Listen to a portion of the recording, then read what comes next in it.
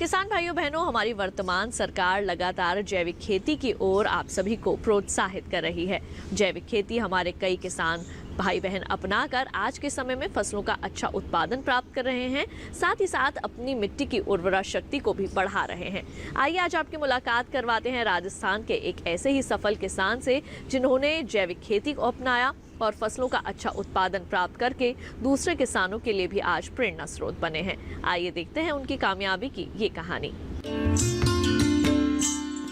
जैविक खेती करने की पहली सीढ़ी पशुपालन है, क्योंकि पशुओं से मिलने वाले गोबर और गौमूत्र से ही जैविक खाद और कीटनाशक बनाए जाते हैं।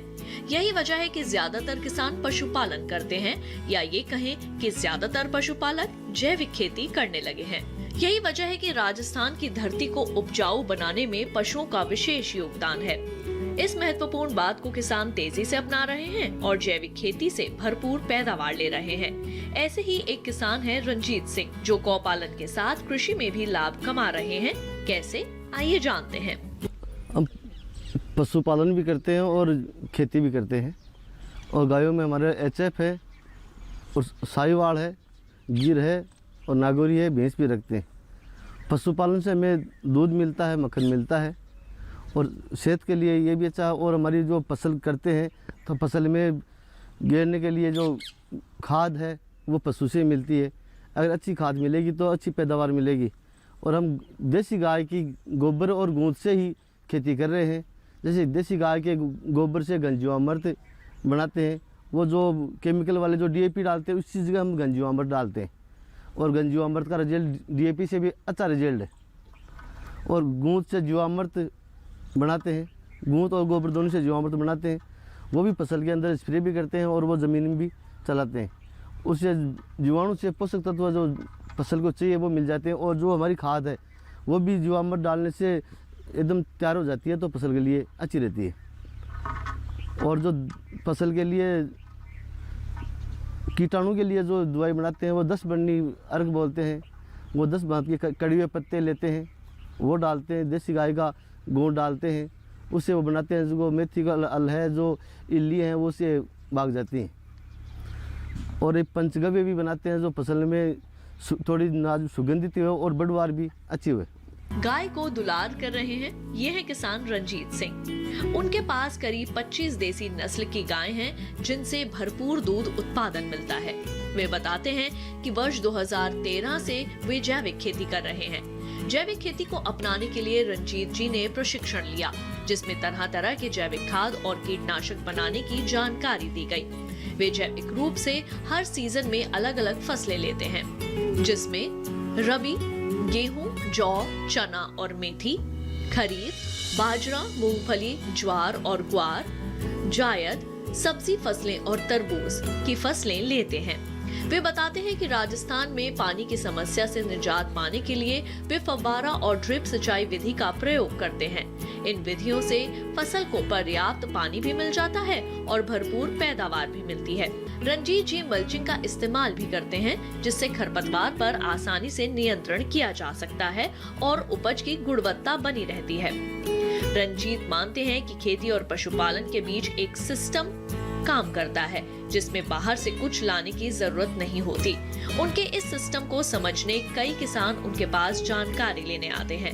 रंजीत जी युवा किसानों को प्रशिक्षण भी देते हैं, जिससे जीरो बजट कृषि पद्धति को अपनाया और बढ़ाया जा सके। हम 2013 से प्राकृतिक खेती कर रहे हैं। जब बजाज फाउंडेशन ने हमको ये मोटिवेट किया, उसको हमको समझाया, तो पहले तो हम जानते नहीं थे जैविक खेती क्या है, वे फर्टिलाइजर गिरते थे। और बजाज फाउंडेशन के कहने पर हमने ये स्टार्ट किया और ये बहुत ही अच्छा रहा। और रबी के अंदर हम जो गेहूँ बोते हैं, जौ बोते हैं, चना बोते हैं, मेथी दाना बोते हैं। और खरीफ के अंदर बाजरा की फसल लेते हैं, मूंगफली की फसल लेते हैं, मक्का लेते हैं, ज्वार लेते हैं और गंवार की फसल लेते हैं। गेहूँ की फसल 4.5 महीना का टाइम लेती है। 10 नवंबर से 25 नवंबर तक गेहूँ की बिजाई हो जानी चाहिए। और इतना ही टाइम जो गेहूँ का सभी का लगभग एक ही टाइम है। और जो उस टाइम मूंगफली है, मूंगफली 10 मई से 25 मई तक मूंगफली की बिजाई हो जानी चाहिए। और फसल तो जो बरसात आएगी तभी बोई जाएगी। अब से 15 रोज़ बाद में गेहूँ की कटाई कर देंगे। फिर ज़मीन की जुताई करके ज़मीन को छोड़ देंगे। अगर मूंगफली करनी है तो मूंगफली में पड़ाव करके मूंगफली की 10 मई से 25 मई के बीच का पीरियड में मूंगफली की बिजाई कर लेंगे। हमारे यहाँ पर जो M13 और सोनापारी की 2 मूंगफली है वो ज़्यादा बचती है। और मेथी का टाइम भी वही है, गेहूँ के साथ ही मेथी बोई जाती है और पकने में टाइम भी मेथी उतना ही लेती है। मेथी की अब कटाई 15 रोज़ बाद मेथी कटाई, अब ये लास्ट पानी चल रहा है, ये पानी चलने के बाद कटाई हो जाएगी। तरबूज को जो 2.5 महीने का टाइम में तरबूज तैयार होता है। तो याद में जो फसल कटने के बाद ज़मीन रोक भी लेते हैं ना, गेहूँ जो कटने के बाद भी और भी बोएंगे। जो तरबूज करते हैं वो तो हम सब ड्रिप से करते हैं और फसल हम सब फुहारे पत्ते से करते हैं।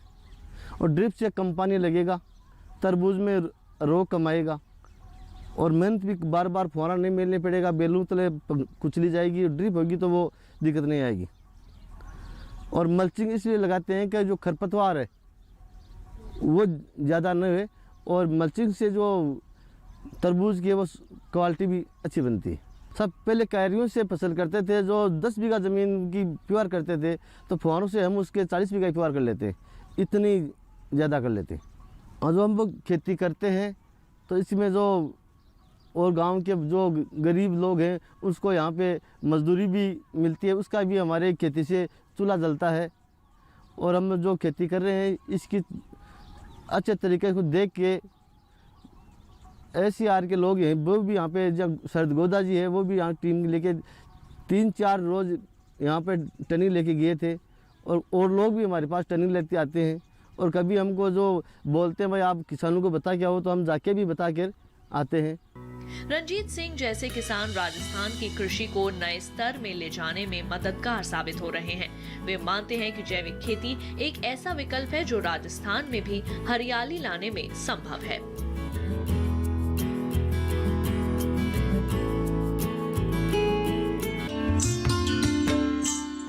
तो अभी आपने मुलाकात की हमारे आज के कामयाब किसान से। इसके साथ ही हम उम्मीद करेंगे कि हमारे आज के कार्यक्रम में दी गई जानकारियां आप सभी के जरूर काम आएंगी। तो आज के लिए गांव किसान कार्यक्रम के इस अंक में बस इतना ही। मुझे दीजिए इजाजत। आप देखते रहिए दूरदर्शन किसान। नमस्कार।